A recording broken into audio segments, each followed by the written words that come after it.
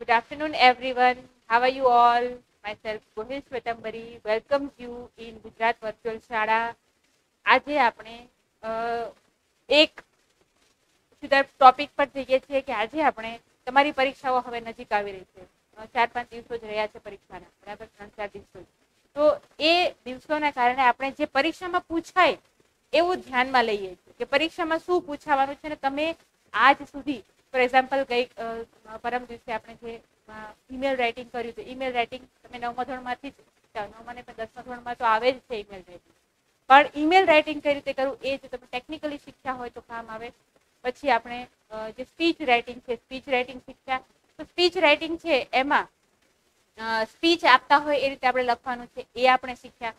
આવી બધી વસ્તુ 11th સ્ટાન્ડર્ડથી શરૂઆત થઈ છે, બરાબર.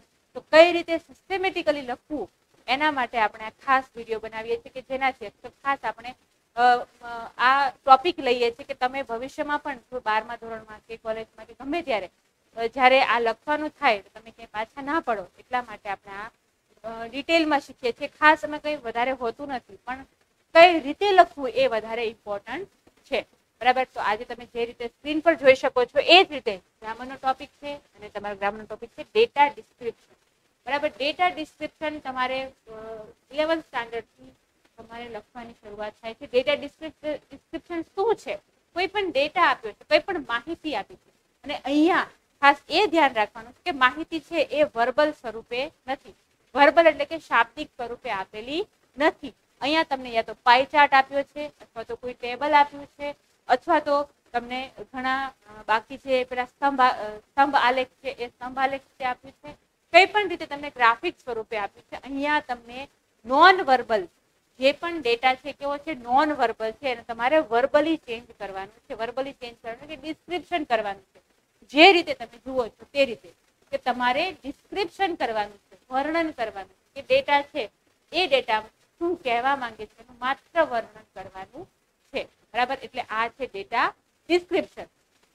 ડેટા ડિસ્ક્રિપ્શન કરતી વખતે તમને ક્વેશ્ચન નંબર તમને ખબર છે સેક્શન ઈ, આપણે લગભગ આખો સેક્શન ઈ છે આજ જો આ આપણું લેક્ચર પૂરું થશે એટલે આપણે આખું સેક્શન ઈ કમ્પ્લીટ થઈ જશે. માત્ર તમારે પેરેગ્રાફ રાઇટિંગ અથવા તો જે નિબંધ લેખન જેવું છે એ તમે વર્ષોથી કરતા આવો છો એટલે એ કંઈક લખવાની કહેવાની જરૂર નથી એવું હું માનું છું, બરાબર. પણ તમારા માટે ઈમેલ રાઇટિંગ છે કે પેરેગ્રાફ રાઇટિંગ છે અથવા તો એ કઈ છે અથવા સ્પીચ રાઇટિંગ છે તમે ક્યારે કર્યું નથી એ આપણે ખાસ ધ્યાનમાં લીધું, બરાબર.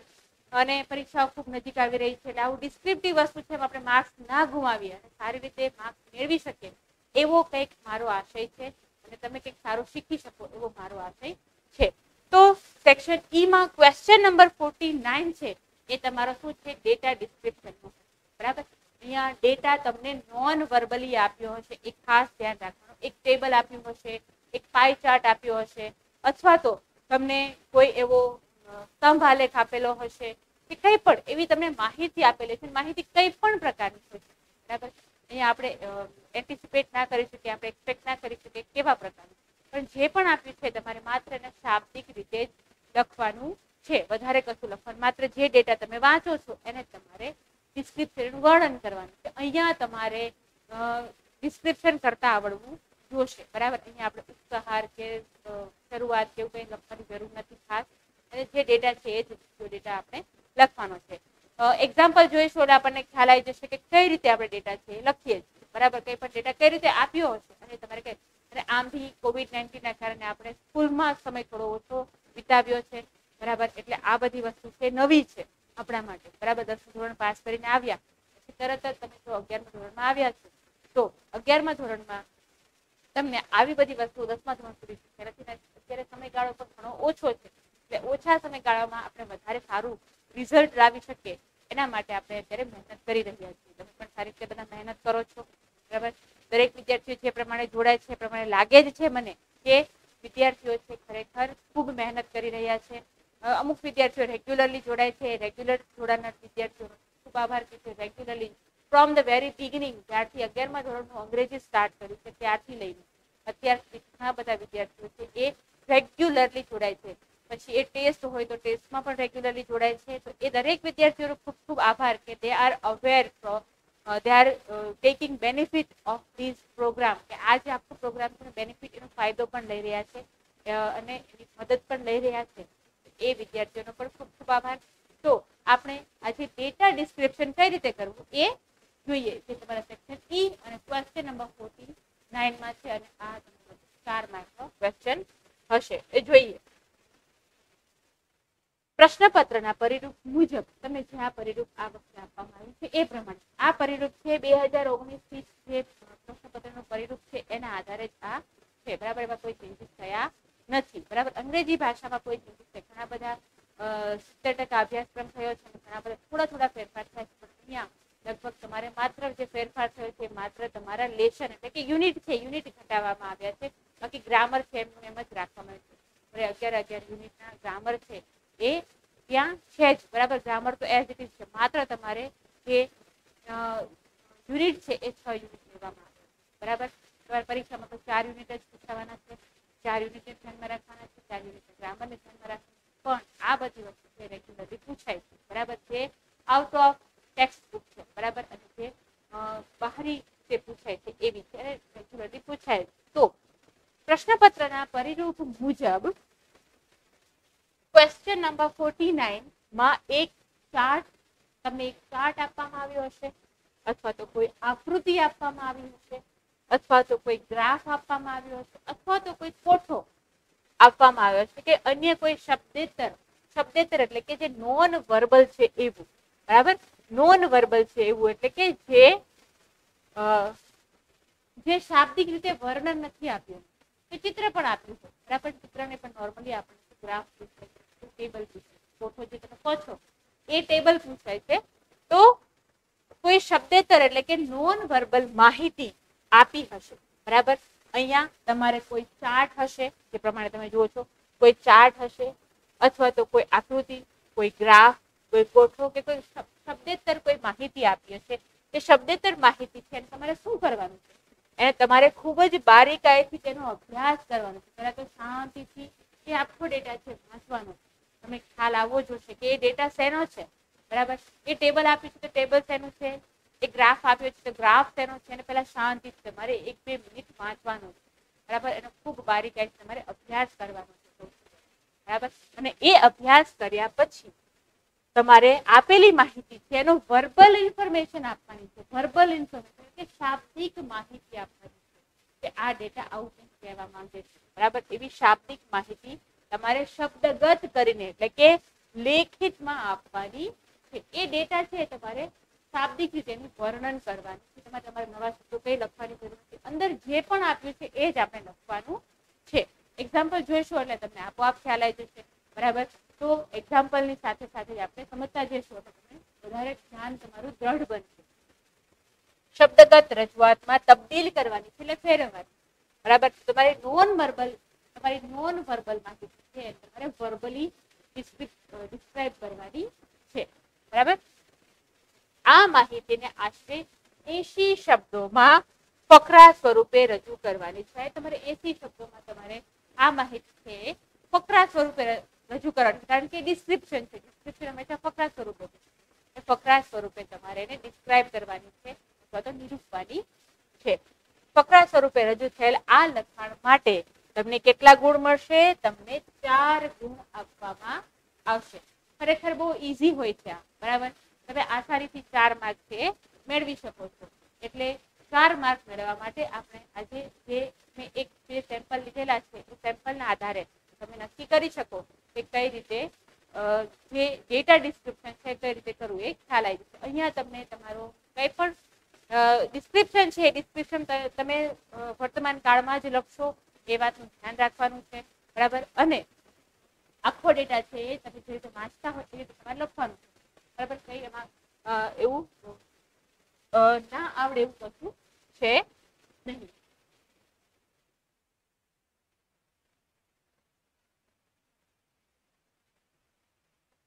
અહીંયા એક મેં સેમ્પલ લખ્યું, સેમ્પલ ઓફ ડેટા ડિસ્ક્રિપ્શન. તમને તમારા પ્રશ્નપત્રમાં એવી રીતે લખ્યું હશે ક્વેશ્ચન નંબર 49. બરાબર, એવું લખ્યું હશે અને લખ્યું હશે સ્ટડી ધ ફોલોઈંગ ટેબલ. આપણે એક ટેબલ લીધેલું છે. Study the following table showing the causes. Causes એટલે જે પણ કારણો છે તે. Showing explain the causes and effects of polluted environment.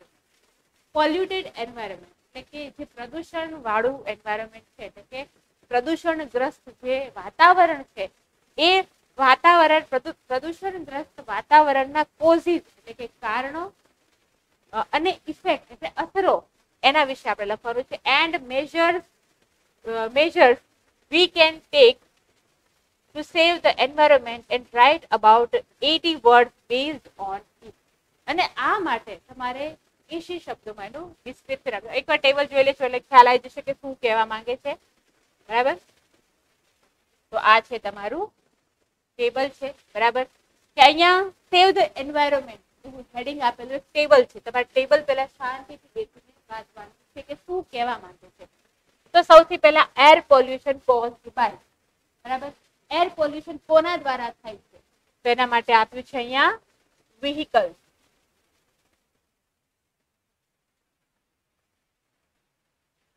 Air pollution કોઝ્ડ by તો vehicle.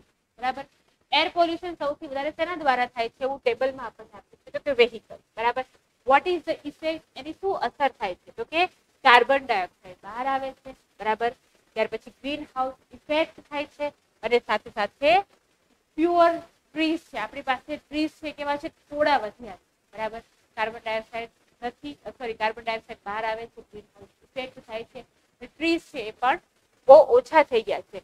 Action for better future, તો આના માટે આપણે શું એવા કયા કયા પગલાઓ લેવા જોઈએ. એક્શન્સ ફોર બેટર ફ્યુચર, ભવિષ્યમાં એવા કયા પગલા લઈએ કે જેનાથી આમાંથી આપણે બહાર આવી શકીએ, આપણે છુટકારો મેળવી શકીએ. તો driving cars on certain days only. એક આપણે એવું કરી શકીએ કે driving cars on certain days only, કે આપણે સર્ટન એટલે કોઈ ચોક્કસ દિવસે જ આપણે કાર છે ડ્રાઈવ કરીએ. રોજે રોજ આપણે કાર ડ્રાઈવ ના કરીએ, કોઈ ચોક્કસ દિવસ નક્કી કરીએ અને એ ચોક્કસ દિવસના આધારે જ આપણે કાર છે ડ્રાઈવ અથવા કારનો ઉપયોગ કરીએ. ત્યાર પછી using cars buses on natural gas. તમે કાર કે બસની અંદર નેચરલ ગેસનો ઉપયોગ કરો. તમને ખબર છે સીએનજી. બરાબર, સીએનજી નો ઉપયોગ કરો. તો હવે તો ઇલેક્ટ્રોનિક કાર પણ આવવાની તૈયારી થઈ ગઈ છે, ઇન્ડિયામાં લોન્ચ થવાની છે. બરાબર, તો એવી ઇલેક્ટ્રોનિક કાર છે કે ગેસથી ચાલતા જે વાહનો છે એનો ઉપયોગ કરીએ, જેનાથી વાતાવરણમાં કોઈ પણ પ્રકારનું નુકસાન થાય નહીં. એટલે એક આપણને કારણ એ પણ આપણને એક સુઝાવ આપ્યો છે કે using cars buses on natural gas, કે નેચરલ ગેસથી ચાલતી કાર કે બસ છે એનો ઉપયોગ કરીએ. એક તો આપણે શું કરવાનું છે કે કાર છે એ કોઈ પર્ટિક્યુલર કોઈ સર્ટન ડે જ આપણે યુઝ કરવાનું. બરાબર, રોજે રોજે કારનો ઉપયોગ નથી કરવાનો. અને જ્યારે પણ આપણે બસ કે કારનો ઉપયોગ કરીએ છીએ એમાં ફ્યુલ તરીકે આપણે શું કરવાનું છે, ગેસનો ઉપયોગ કરવાનો, ઈંધણ તરીકે ગેસનો ઉપયોગ થાય એ ધ્યાન રાખવાનું છે. ત્યાર પછી રાઇડિંગ બાઇસિકલ ઓર વોકિંગ, બને ત્યાં સુધી બાઇસિકલનો ઉપયોગ કરીએ અથવા તો ચાલતા જઈએ. એનાથી બે ફાયદા થશે. બાઇસિકલ અને વોકિંગથી આપણે આપણું સ્વાસ્થ્ય પણ સારું રહેશે. બરાબર, આપણે ફિટ બનશું, હેલ્ધી બનશું અને સાથે સાથે વાતાવરણને પણ આપણે હેલ્ધી રાખીશું. ત્યાર પછી આ જે છે વેહિકલથી આપણને શું મળે છે, કાર્બન ડાયોક્સાઇડ મળે છે. બરાબર, એની આપણે આ કાર્બન ડાયોક્સાઇડની ઇફેક્ટ છે એને દૂર કરવા માટે આપણે 3 કારણ લઈ શકીએ કે કાર છે એ સર્ટેન ડે માટે યુઝ કરીએ, કાર કે બસમાં આપણે કોઈ નેચરલ ગેસ વાપરીએ અને સાથે સાથે બાઇસિકલ અને વોકિંગનો ઉપયોગ સૌથી વધારે કરીએ. બરાબર, પછી બીજું છે એ છે green house effect. Air pollution માટે જો કોઈ પહેલી ઇફેક્ટ છે ગ્રીન હાઉસ ઇફેક્ટ, એને દૂર કરવા માટે આપણે શું કરવાનું. ગ્રીન હાઉસ ઇફેક્ટ એટલે તમને ખબર છે. બરાબર, તો ગ્રીન હાઉસ ઇફેક્ટને દૂર કરવા માટે આપણે કેવા કેવા ભવિષ્યમાં એવા પગલા લઈ શકીએ. તો સૌથી પહેલા using wind, sun, sea to produce energy, કે આપણે જે આ નેચરલ સ્ત્રોત છે કયા કયા છે. વિન્ડ એટલે કે પવન, તો ખબર છે કે પવન ચક્કીઓનો એનો ઉપયોગ થાય છે. બરાબર, પછી આપણે સોલાર એનર્જીનો ઉપયોગ કરીએ છીએ. પછી સી એનર્જીનો ઉપયોગ હવે કરવા માંડ્યા છીએ. એટલે કે જે સીના જે વેવ્સ છે એ વેવ્સના આધારે આપણે એનર્જી પ્રોડ્યુસ થાય છે. એ તમે વિજ્ઞાનમાં ભણતા જ હશો અને ભણીને પણ આવ્યા.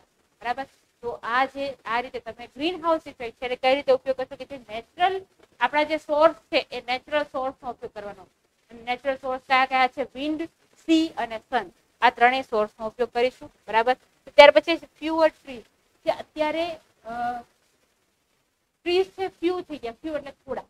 બરાબર, થોડા પ્રમાણના જે ટ્રી છે એના માટે શું કરવાનું છે આપણે, તો એને ભવિષ્યમાં એના માટે આપણે પ્લાન્ટિંગ મોર ટ્રીઝ, આપણે વધારે ને વધારે ટ્રીઝ છે પ્લાન્ટેશન કરીશું. આપણે ગઈકાલે શીખ્યા હતા કે કન્ઝર્વેશન ઓફ વોટર છે, એ કન્ઝર્વેશન ઓફ વોટર આપણે કઈ રીતે કરીશું, કે જ્યારે આપણે ટ્રીઝ વધારે ગ્રો કરીશું ત્યારે જમીન ધોવાણ અટકે.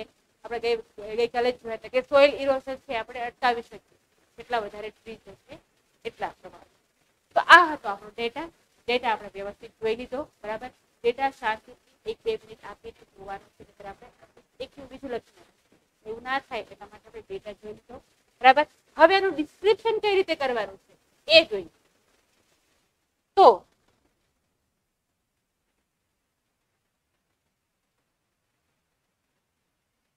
આ છે તમારું ડિસ્ક્રિપ્શન. તમે ડિસ્ક્રિપ્શન આ રીતે લખશો, હું જે રીતે લખું છું એ રીતે તમે લખશો. એકવાર તમે માઇન્ડમાં બેસી જશે કે કઈ રીતે ડિસ્ક્રિપ્શન આપ્યું છે, તમને ખ્યાલ આવી જશે.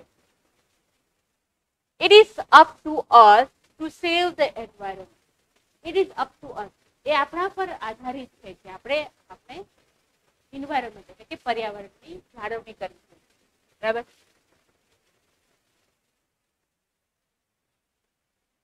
એર પોલ્યુશન આપણે ડિસ્ક્રિપ્શન આપણે ટેબલમાં પહેલું બધું એર પોલ્યુશન વાળું જોયું. બરાબર, air pollution is chiefly caused by the large number of vehicles plying on the road. કે એર પોલ્યુશન છે શેના દ્વારા થાય છે તમને ખબર છે કે પહેલા જ પેલા એર પોલ્યુશન આપણે વેહિકલ જોયું હતું. બરાબર, આપણે વાક્યમાં આ રીતે એને લખી શકીએ કે air pollution is chiefly caused by the large number of vehicles plying on the road. કે રોડ પર ચાલતા large number of vehicles, road પર ચાલતા ઘણા બધા પ્રકારના વેહિકલ્સ વાહનો છે તેનાથી શું થાય છે, આપણને એર પોલ્યુશન છે એ થાય છે. ફર્સ્ટ તમને ખબર પડી ગઈ કઈ રીતે છે. ત્યાર પછી એઝ અ રિઝલ્ટ આપણે ઇફેક્ટ જોઈ ને એની. બરાબર, તો as a result the carbon dioxide level air increase drastically એટલે ખૂબ જ ઝડપથી. બરાબર, એઝ અ રિઝલ્ટ એટલે કે એના પરિણામ સ્વરૂપે શું થાય છે, as a result the carbon dioxide level in the air increase drastically, અથવા તો એમ પણ લખી શકીએ with the effect of that, એમ પણ લખી શકીએ. બરાબર, કારણ કે ઇફેક્ટ આપી છે. અથવા તો on the effect of it એમ પણ તમે લખી શકો. બરાબર, on the effect of it the carbon dioxide level in the air increase drastically એમ પણ લખી શકો. અથવા with the effect, તો એની ઇફેક્ટ થી શું થાય છે કે કાર્બન ડાયોક્સાઇડ છે એનું લેવલ એનું સ્તર છે ડ્રાસ્ટિકલી એટલે કે બહુ ઝડપથી વધી રહ્યું છે. થયું. ત્યાર પછી this results in the greenhouse, અને આનું રિઝલ્ટ શું થાય છે કે ગ્રીન હાઉસ ઇફેક્ટ વધતી જાય. This results in greenhouse effect, that is a gradual warming of surface of the earth. Greenhouse effect તમને ખબર છે કે શું છે, a gradual warming એટલે કે દિવસે દિવસે જે પૃથ્વીનો સરફેસ છે, સરફેસ એટલે કે પૃથ્વીનો જે સપાટી છે એ સપાટી છે એ દિવસે દિવસે કેવી થાય છે, it is warming gradually એટલે કે ધીમે ધીમે એનું જે પણ વોર્મથ છે એટલે કે ગરમીનો જે પ્રમાણ છે એ દિવસે દિવસે વધતું જાય છે. For what? Because of greenhouse effect. બરાબર, ગ્રીનહાઉસ ઇફેક્ટ થી આપણે શું થાય છે કે જે પણ પૃથ્વી પર ગરમીનું પ્રમાણ છે વધતું જાય છે. તમે સાંભળતા છો, વિજ્ઞાનમાં શીખી પણ ગયા છો, સામાજિક વિજ્ઞાનમાં પણ ગ્રીનહાઉસ ઇફેક્ટ વિશે આવે છે. તો તમે શીખી જ ગયા હશો કે ગ્રીનહાઉસ ઇફેક્ટ થી જે પૃથ્વીનું વાતાવરણ છે કેવું થાય છે, દિવસે દિવસે વધતું જાય છે. બરાબર, અને દિવસે દિવસે વધતું જવાથી તમે થોડા દિવસ પહેલાની ઘટના ખબર છે કે ગ્લેશિયર્સ છે, ગ્લેશિયર પીગળવા માંડ્યા અને એનાથી ઘણું બધું નુકસાન થયું હતું. બરાબર ને, લગભગ 15-20 દિવસ પહેલાની જ વાત છે આ. બરાબર, કે ગ્લેશિયર્સ છે એ શું થયા હતા, એ પીગળ્યા અને એના કારણે ઘણું બધું નુકસાન ભોગવવું પડ્યું છે આપણે. તો આ જે ગ્રીન હાઉસ ઇફેક્ટ છે એ શું કરે છે કે ગ્રેજ્યુઅલી એ જે પૃથ્વીનું સરફેસ છે, પૃથ્વીનું જે પણ સપાટી છે એમાં વોર્મ એટલે કે એને વધારે ગરમ કરતી જાય. To make things worse, trees are cut down indiscriminately, either to construct new roads or to widen the existing ones. બરાબર, આનાથી શું થાય છે કે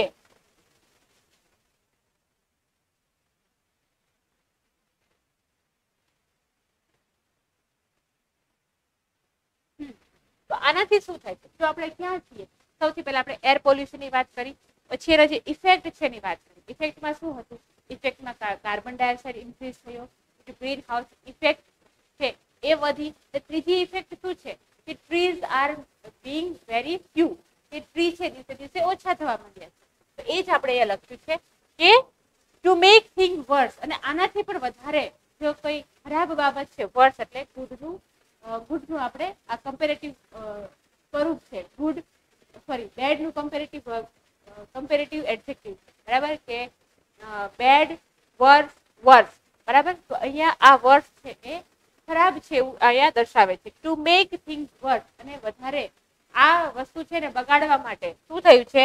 ટ્રીઝ આર કટ ડાઉન ઇનડિસ્ક્રિમિનેટલી, એટલે કે કંઈ પણ એવા વિચાર કર્યા વગર, કે કંઈ પણ એવા વિભાગ પાડ્યા વગર માત્ર ને માત્ર છે એ શું થાય છે? ટ્રીઝ છે એ કટ થવા માંડ્યા છે.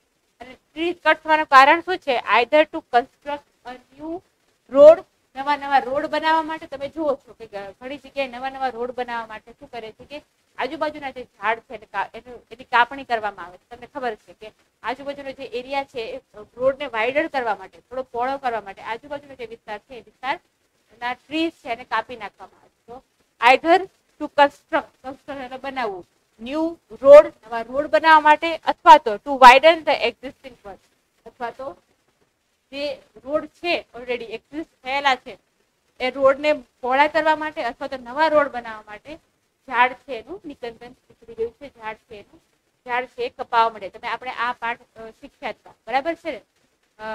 ફિમેલ ફોર ફોરેસ્ટ્રી એવું આપણે પાઠ શીખ્યા હતા. એમાં ખબર જ છે કે રેલવે લાઈન વધારવા માટે જે જંગલ વિસ્તાર છે, ટેહરીનો જંગલ વિસ્તાર છે, ટેહરી ગઢવાલ, એ જંગલ વિસ્તાર છે એ કાપવામાં આવતો હતો, બરાબર. તો પછી ત્યાં વિમેન જે છે એની સ્ત્રીઓ છે એને અપોઝ કર્યું ને પછી એ આખો પ્રોજેક્ટ છે બંધ રાખવો પડ્યો, બરાબર. અને ત્યાં વૃક્ષો છે એ વૃક્ષોને બચાવી લેવામાં આવે. તો એવી જ આ સિચ્યુએશન અહીંયા દર્શાવે છે કે કાં તો રસ્તાઓ બનાવવા માટે અથવા તો રસ્તાઓ પહોળા કરવા માટે આપણે શું કરીએ છીએ? વૃક્ષો છે એ કાપીએ છીએ. તો આ થયું ફર્સ્ટ. આપણે એર પોલ્યુશનની વાત કરી, જે તમારા ટેબલમાં ફર્સ્ટ હતું એ. ત્યાર પછી ઇફેક્ટ છે એની વાત કરી. હવે બાકી શું રહ્યું કે action will be taken in future, કે ફ્યુચરમાં આપણે કેવા કેવા એક્શન લઈ શકીએ એના માટે એક પેરેગ્રાફ લખો. તો એ આ હશે કે there are many ways in which we can ensure the better environment. આપણે એવા ઘણા બધા વેઝ છે, વેઝ એટલે કે ઘણા બધા રસ્તા છે કે જેનાથી આપણે we can ensure આપણે વધારે બેટર બનાવી શકીએ છીએ. વધારે બેટર શું બનાવી શકીએ છીએ? એન્વાયરમેન્ટ.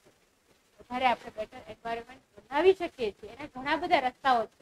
રસ્તાઓ તમારા પોતાના લખવા નથી, અંદર નીચે આપ્યા છે. ખબર છે ને કે કોઈ પણ સર્ટન ડેઝમાં જ કાર લેવી, અથવા કાર કે બસની અંદર નેચરલ ગેસ વાપરવો, સાયકલિંગ અથવા તો વોકિંગ છે એને પ્રાધાન્ય આપવું. ત્યાર પછી વૃક્ષો વાવવા, બરાબર, અથવા તો સન કે સી અથવા તો વિન્ડ એનર્જી છે એનો ઉપયોગ કરવો. તો આ જે આપણને આપ્યા છે એ ટેબલ છે એ આખું જે છે એનું આપણે ડિસ્ક્રિપ્શન કઈ રીતે કરીએ જોઈએ. તો there are many ways in which we can ensure a better environment. Laws would be passed alarming the driving cars only one certain day. Laws એટલે કે અહીંયા નિયમો, બરાબર. આપણે એવા નિયમો, કાયદાઓ છે એ કાયદાઓ છે એ પડાવવા જોઈએ, અથવા તો કાયદાઓ એવા છે એ બહાર આવવા જોઈએ કે જેનાથી આપણે શું કરવાનું છે? Driving cars only one certain days, કોઈ ચોક્કસ દિવસના દિવસે જ આપણે ડ્રાઇવિંગ કાર છે ડ્રાઈવ કરવી જોઈએ.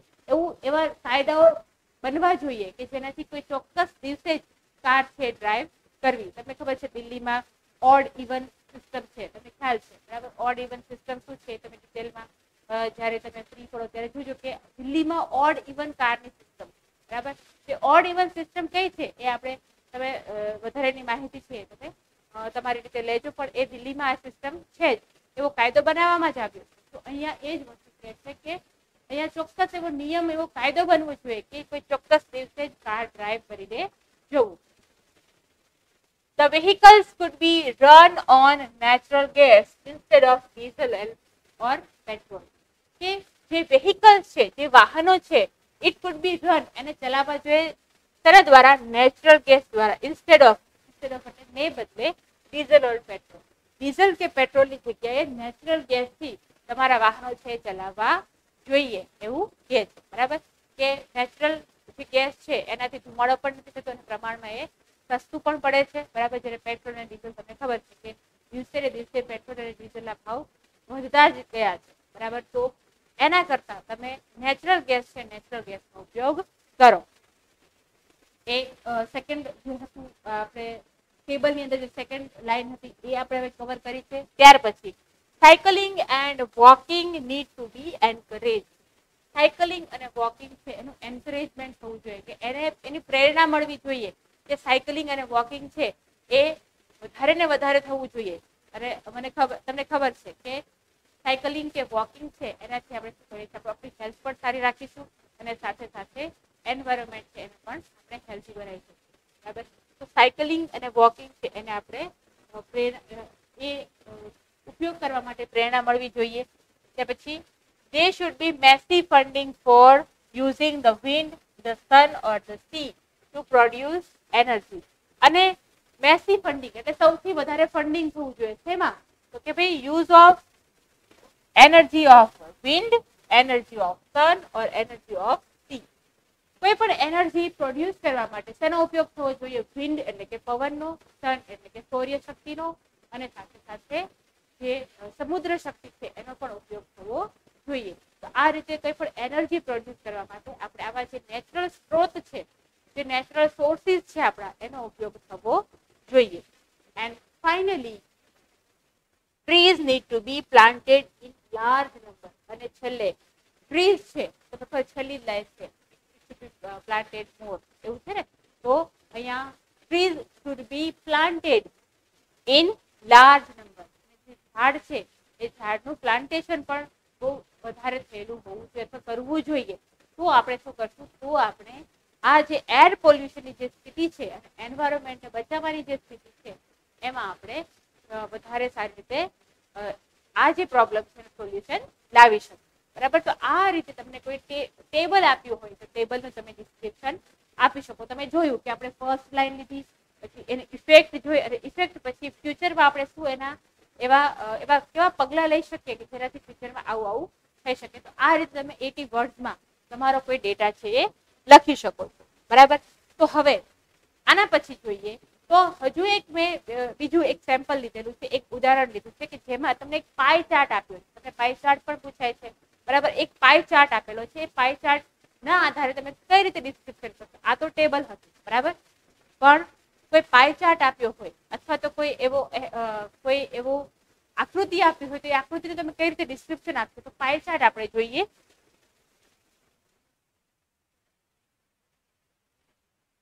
તો સૌથી પહેલા તમને આ રીતે પ્રશ્ન આપ્યો હશે, ધ્યાનપૂર્વક વાંચવાનો છે અને જે ચાર્ટ આપ્યો છે એ પણ જોવાનો છે. પ્રશ્ન વાંચી લો. Study the following pie chart. નીચેનો જે પાઈ ચાર્ટ છે એ સ્ટડી કરવાનો છે, તમારે એનો અભ્યાસ કરવાનો છે. Showing the result of 100 student of standard 10 in Gujarati. 100 વિદ્યાર્થીઓ છે એ 100 વિદ્યાર્થીઓનો તમારે શું આપવાનું છે? 100 વિદ્યાર્થીઓનો જે પણ રિઝલ્ટ છે અને કયા મીડિયમના સ્ટુડન્ટ છે? ગુજરાતી મીડિયમના સ્ટુડન્ટ છે અને કયા ધોરણના છે? Standard 10.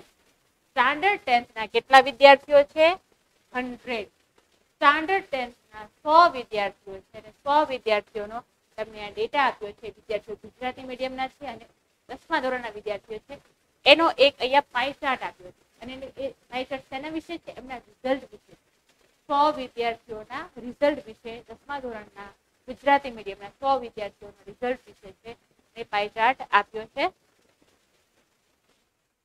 In school, the first unit test જે લેવાની એ ફર્સ્ટ યુનિટ ટેસ્ટમાં 100 વિદ્યાર્થીઓ છે. કેવું રિઝલ્ટ આવ્યું છે? એ પાઈ ચાર્ટ આપ્યો છે. Write about 80 words describing the performance of the student based on it.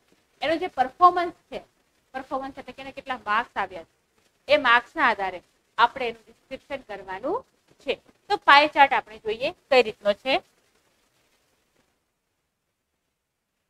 આ છે પાઈ, બરાબર. પાઈ ચાર્ટ આ રીતે રાઉન્ડમાં છે. અહીંયા તમને સબ્જેક્ટ્સ આપ્યા છે કે કયા કયા સબ્જેક્ટ્સ છે, બરાબર. અને સબ્જેક્ટ્સના આધારે તમારે જો અહીંયા ટકાવારી પર લખ્યું છે 100 વિદ્યાર્થીઓ છે, બરાબર. તો 100 વિદ્યાર્થીઓ છે અને ટકાવારી આપ્યા છે તો સીધું જ આપણે હિસાબ કરી શકીએ કે સાયન્સ છે 30%, એટલે કે એનો મતલબ કે 100 માંથી 30 વિદ્યાર્થીઓ છે સાયન્સમાં, બરાબર. ઇંગ્લિશ 28%, 100 માંથી 28 જેટલા વિદ્યાર્થીઓ છે અંગ્રેજીમાં પાસ થયા છે. ત્યાર પછી મેથેમેટિક્સ એટલે કે મેથ્સમાં 22%, 100 વિદ્યાર્થીઓ છે એટલે 22 સમજવાના, બરાબર. જો 100 ની જગ્યાએ 120 હોત તો આપણે 22% કરવા પડે, પણ અહીંયા 22 વિદ્યાર્થીઓ 100 વિદ્યાર્થીઓ છે એટલે આપણે 22 વિદ્યાર્થીઓ જ સમજવાના રહેશે, બરાબર. સીધો હિસાબ. જીઓગ્રાફી એટલે કે ભૂગોળમાં 15% વિદ્યાર્થીઓ સ્કોર કરી છે. હિસ્ટ્રી છે એ 5%, બરાબર. તો આ રીતે તમને એક પાઈ ચાર્ટ આપ્યો છે. તમે જુઓ છો અહીંયા સબ્જેક્ટના નામ લખેલા હશે, બરાબર. તો 30%, તો સૌથી પહેલા સૌથી વધારે કોનું રિઝલ્ટ છે તો કે સાયન્સનું. 30% સાયન્સના વિદ્યાર્થીઓ છે એને સ્કોર કર્યું છે. ત્યાર પછી 30% પછી આવે છે 28%. 28% છે એ કોણ છે? ઇંગ્લિશ. ત્યાર પછી મેથ્સ વાળા છે 22%. ત્યાર પછી જીઓગ્રાફી 15% અને હિસ્ટ્રી 5%. આ રીતે રિઝલ્ટ આવ્યું, બરાબર. તમે એમ સમજી શકો સાયન્સનું 30% રિઝલ્ટ આવ્યું, અંગ્રેજીનું 28% રિઝલ્ટ આવ્યું, ત્યાર પછી મેથેમેટિક્સ 22% રિઝલ્ટ આવ્યું, જીઓગ્રાફીનું 15% રિઝલ્ટ આવ્યું અને હિસ્ટ્રીનું 5%, બરાબર. આ રીતે રિઝલ્ટ આપ્યું છે, બરાબર.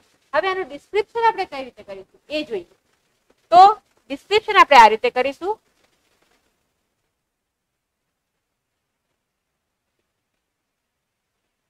સામાન્ય સીધું ડિસ્ક્રિપ્શન છે, બરાબર. એ જોઈ લઈએ. In all 100 students appeared for the first unit test. ખબર છે કે ફર્સ્ટ યુનિટ ટેસ્ટ અંદર જ આપેલું છે કે ફર્સ્ટ યુનિટ ટેસ્ટમાં 100 વિદ્યાર્થીઓએ પરીક્ષા આપી અને of these 22 failed in mathematics and 28 did not make the grade in. જે રિઝલ્ટ આવ્યું છે એ રિઝલ્ટમાં તમારે માત્ર ડિસ્ક્રિપ્શન આપવાનું છે. ડિસ્ક્રિપ્શન એ તમે એવું પણ લખી શકો in all 100 students appeared in the first test of Gujarati medium standard 10 એવું તમે લખી શકો, બરાબર. તમારી રીતે કંઈ પણ તમે લખી શકો, બરાબર. અથવા તમે એમ પણ લખી શકો in Gujarati medium standard 10 100 students appeared in exam, એમ પણ તમે લખી શકો. appeared in exam appeared in first unit test એમ પણ તમે લખી શકો, બરાબર. તમે ડિસ્ક્રિપ્શનમાં કંઈ પણ તમારી રીતે લખી શકો, પણ એ આ જે પણ ડેટા આપ્યો છે એ ડેટાને ડિસ્ક્રાઇબ કરતો હોવો જોઈએ.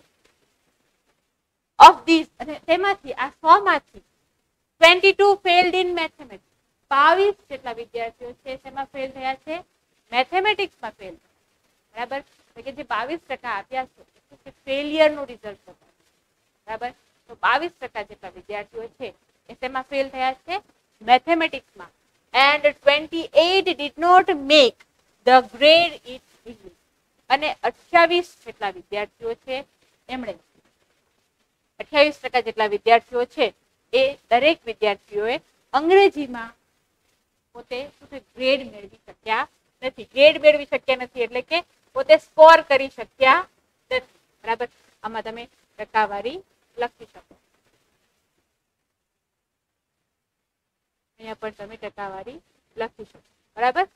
તો અહીંયા 28% did not make the grade in English. 28% જેટલા વિદ્યાર્થીઓ છે 28% જેટલા વિદ્યાર્થીઓ છે એ વિદ્યાર્થીઓ અંગ્રેજીમાં પણ પાસ થઈ શક્યા નથી.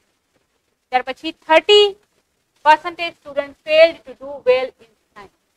30% જેટલા વિદ્યાર્થીઓ છે એમણે they are failed, તે નિષ્ફળ રહ્યા છે to do well in science. સાયન્સમાં એ સારી રીતે પરફોર્મન્સ આપવા માટે નિષ્ફળ રહ્યા છે. ત્યાર પછી and 15% did not get the passing percentage in geography. 15% જેટલા વિદ્યાર્થીઓ છે કે જેમણે જીઓગ્રાફીમાં પાસિંગ પર્સન્ટેજ લીધા નથી, એટલે કે પાસ થયા નથી, બરાબર. જુઓ જે બી ડેટા છે ને આપણે માત્ર શાબ્દિક સ્વરૂપ જ આપવાનું છે, આ વસ્તુ યાદ રાખવાની. ત્યાર પછી all together 5% 5% flunked in history. Flunk એટલે નિષ્ફળ થવું, બરાબર. 5% of student flunked in history. જો આ જે ડેટા છે એ ડેટા આપેલો જ છે, વિદ્યાર્થીઓ પરીક્ષા આપી દીધી છે, હવે માત્ર રિઝલ્ટ છે, ડાયરેક્ટ ભૂતકાળમાં લખવાનું, બરાબર. આ વસ્તુ ધ્યાન રાખવાનું. તો 5% flunked in history. 5% જેટલા લોકો છે એ હિસ્ટ્રીમાં એટલે કે જે હિસ્ટ્રી છે હિસ્ટ્રી સબ્જેક્ટમાં એ શું કર્યું છે, 5% લોકો છે કેવા થયા છે, ફેલ થયા છે. ફ્લંક્ડ એટલે ફેલ થવું, નિષ્ફળ થવું, બરાબર. The maximum failure were in science. તમે જુઓ છો કે સૌથી વધારે આ જુઓ આખો ડેટા જુઓ છો એમાં સૌથી વધારે કોને મેક્સિમમ ફેલિયર મળ્યું છે, તો મેક્સિમમ ફેલિયર ઇન સાયન્સ. કારણ કે મેક્સિમમ 30% જેટલા વિદ્યાર્થીઓ છે એ સાયન્સમાં ફેલ, બરાબર. 100 માંથી 30 વિદ્યાર્થીઓ છે સાયન્સમાં ફેલ થયા છે, મતલબ એ થયો, બરાબર. જ્યારે 100 માંથી 5% એટલે કે 5 જ વિદ્યાર્થીઓ છે હિસ્ટ્રીમાં એ ફેલ છે, બરાબર. એટલે અહીંયા જે પણ ડેટા છે એ ડેટામાં તમને ખ્યાલ આવે કે આટલા વિદ્યાર્થીઓ છે એ સૌથી વધારે નાપાસ થયા છે. તો અહીંયા એટલે જ કહે છે કે maximum failure were in science. સૌથી વધારે ફેલિયર છે તેમાં છે, સૌથી વધારે ફેલિયર છે સાયન્સમાં. ત્યાર પછી at the least failure were in history. સૌથી ઓછું ફેલિયર શેમાં છે, હિસ્ટ્રી, બરાબર. હિસ્ટ્રી છે માત્ર 5% વિદ્યાર્થીઓ નાપાસ થયા, બરાબર. અને સાયન્સમાં 30%. એટલે સૌથી વધારે શેમાં ફેલ થયા છે, સાયન્સમાં, અને સૌથી ઓછા શેમાં ફેલ થયા છે, હિસ્ટ્રીમાં. Most students failed in English than in mathematics. તે વધારે મોસ્ટ એટલે કે વધારે પડતા students failed in English than mathematics. Mathematics કરતા અંગ્રેજીમાં વિદ્યાર્થીઓ વધારે નાપાસ થયા છે. કઈ રીતે ખબર પડી? કારણ કે અંગ્રેજીનો ફેલિયર રેકોર્ડ છે કયો છે, 28% છે, જ્યારે મેથેમેટિક્સનો જે ફેલિયર રેકોર્ડ છે શું છે, 22% કે 22%. અંગ્રેજીનો કેટલો છે, 28%, બરાબર. તો આ બંનેના કારણે આપણે કહી શકીએ કે મેથેમેટિક્સ કરતા અંગ્રેજીમાં વિદ્યાર્થીઓ છે વધારે નાપાસ થયા છે. તો આ રીતે તમે તમારો કોઈ પણ ચાર્ટ, કઈ પણ ટેબલ કે કઈ પણ વસ્તુ છે એ તમે જે બી આપેલો છે એ આપેલા ચાર્ટ ટેબલ ને તમે આ રીતે ડિસ્ક્રિપ્શન આપી શકો. ડિસ્ક્રિપ્શન કયું કેવા પ્રકારનું તમને માહિતી આપી છે એના આધારે તમે કાર્ડ નક્કી કરશો. મોસ્ટલી એ વર્તમાન કાળમાં જ હોય છે, પણ કઈ રિઝલ્ટ આપ્યું છે તો કઈ બનેલી ઘટના આપી છે, તો માનો કે હવામાનને લગતી કંઈક આપી હોય, બરાબર, કે આજનું વાતાવરણ છે એ વડોદરામાં આટલા ટકા છે, અમદાવાદમાં આટલા ટકા છે, ત્યાર પછી ગાંધીનગરમાં આટલા ટકા છે, બરાબર, ત્યાર પછી મહીસાગરમાં આટલા ટકા છે. આ જે ટકાવારી આપી છે તો એ આજનું વાતાવરણ હોય તો તમારે આજનું વર્તમાનમાં લખવાનું થશે. જો એ ગઈકાલનું કોઈ ડેટ વાઇઝ આપ્યું હોય કે ભાઈ આપણે કોઈ ડેટ વાઇઝ આપ્યું હોય, માનો કે આજની તારીખ છે, બરાબર, તો આજની તારીખના આપ્યું હોય તો આપણે આજનું લખવાનું છે. તારીખ જો બહુ જૂની આપી છે તો તમારે 100% ભૂતકાળમાં લખવું પડશે. તો આ વસ્તુ ખાસ ધ્યાન રાખવાની છે. ડેટા ડિસ્ક્રિપ્શન બહુ ઇઝી વસ્તુ છે, દરેક વિદ્યાર્થીને ડિસ્ક્રિપ્શન આવડતું જશે, કારણ કે તમે પિક્ચર ડિસ્ક્રાઇબ કરીને આવ્યા છો 9મા અને 10મા ધોરણમાં, તો નહીં પણ 9મા ધોરણમાં પિક્ચર ડિસ્ક્રિપ્શન એવો એક ટોપિક તમે શીખ્યા છે, બરાબર. તો એવી જ રીતે જે ડેટા ડિસ્ક્રિપ્શન છે એમાં કંઈ નવું છે નહીં. દરેક વિદ્યાર્થીઓ બહુ સારી રીતે કરશે. મને ખ્યાલ છે કે આ જે ઇમેલ રાઇટિંગ છે કે રિપોર્ટ રાઇટિંગ છે કે સ્પીચ રાઇટિંગ છે કે પછી ડેટા ડિસ્ક્રિપ્શન છે એમાં પોતાનો માર્ક નહીં ગુમાવે એવી મને ખાતરી છે. ડેટા ડિસ્ક્રિપ્શન સારી રીતે કરવાનું છે, કાર્ડનું ધ્યાન રાખવાનું છે, સારા અક્ષરે લખવાનું છે, એટલે સામેવાળા વ્યક્તિને દેખાય કે શું લખ્યું. ઘણી વાર અક્ષરનો પ્રોબ્લેમ થતો હોય, અંગ્રેજી રેગ્યુલરલી લખ્યું ના હોય ને, ખાસ તો હવે એ પ્રોબ્લેમ થયો છે કે 7, 8, 9 મહિના સુધી આપણે લખ્યું જ નથી. 10માવાળા વિદ્યાર્થી રિઝલ્ટ વહેલું આવી ગયું, પરીક્ષા વહેલી લેવાઈ ગઈ હતી ગયા વર્ષે, એટલે ઘણા મહિનાઓ સુધી લખ્યું નથી. એટલે લખવાની પ્રેક્ટિસ છે ખાસ હોય છે, કારણ કે જેવી તમારી એક્ઝામ સ્ટાર્ટ થશે તમારી રાઇટિંગ પ્રેક્ટિસ છે થવી જરૂરી છે, બરાબર. એટલે રાઇટિંગ પ્રેક્ટિસ માટે તમારે આ વસ્તુ ખાસ રોજે લખીને તમે વાંચો તો it would be twice revise એવું કહેવાય છે. એટલે તમે લખીને કઈ વસ્તુ વાંચો તો એ 2 વાર રિવિઝન કર્યું એવું કહેવાય, કારણ કે એકવાર તમે લખો છો તમારું મગજ છે 2 વાર વાંચીને લખે છે, એટલે તમને વધારે સારી રીતે યાદ રહે છે. તો આ રીતે તમે ડેટા ડિસ્ક્રિપ્શન છે એ હજી બી વધારે પ્રેક્ટિસ કરશો તો તમને ખ્યાલ આવી જશે, બરાબર, કે આ ડેટા છે શું કહેવા માંગે છે. તમે આ રીતે કંઈ પણ આપ્યું એવું કન્વિન્સ કદાચ નહીં પણ બ્લેક એન્ડ વ્હાઇટ આપ્યું હશે વિષયમાં તમે સારી રીતે પરફોર્મ કરી શકો. તો હવે આપણે આ જે ડેટા ડિસ્ક્રિપ્શન છે એ ડેટા ડિસ્ક્રિપ્શન તમે તમારી રીતે વ્યવસ્થિત સ્ટડી કરવાનું ભૂલશો નહીં. બરાબર. અને જ્યારે પણ ક્વેશ્ચન પેપર હાથમાં આવે તો ક્વેશ્ચન પેપરમાં તમે ડેટા ડિસ્ક્રિપ્શન છે એ શાંતિથી પહેલા બેસીને વાંચવાનું રહેશે. બરાબર. અને શાંતિથી વાંચશો તો તમે સારી રીતે સમજી શકશો. બરાબર. અને ડેટા ડિસ્ક્રિપ્શનમાં કાળનું ખાસ ધ્યાન રાખો. અત્યાર સુધી તમે જેટલું અંગ્રેજી શીખ્યા હશો બધી જ અંગ્રેજીના કાળ જે શીખ્યા હશો એ કાળ તમને ખાસ યાદ રહેશે. કાળ તમે 11મા ધોરણમાં શીખી ગયા છો. વિપુલ સરે તમે ટેન્સીસ સૌથી પહેલા શરૂઆતમાં જ ટેન્સીસ કરાવ્યા છે. કોઈ વિદ્યાર્થી એવું ના પૂછે કે કાળ ક્યારે શીખે. બરાબર. તો ટેન્સીસ તમને સૌથી પહેલા જ કરાવી દીધેલા છે. બરાબર. ડાયરેક્ટ ઇનડાયરેક્ટ પણ આપણે પૂરું થઈ ગયું છે. તો હવે જેટલું બને એટલું આપણે પરીક્ષા પર ફોકસ કરીશું. બરાબર.